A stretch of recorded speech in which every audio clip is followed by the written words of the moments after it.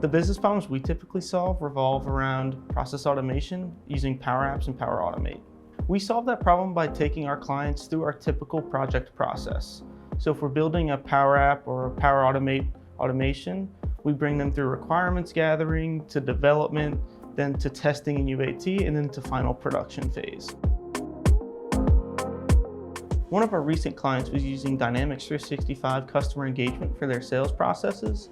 What they enlisted us to do was to create a simple automation in Power Automate that triggered an email being sent to the necessary personnel when the sales record status changed. So it's a really simple automate to set up.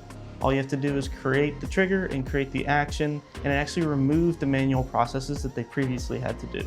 With sales teams, time and speed are super critical. So setting up these automations actually saves them time throughout their workday.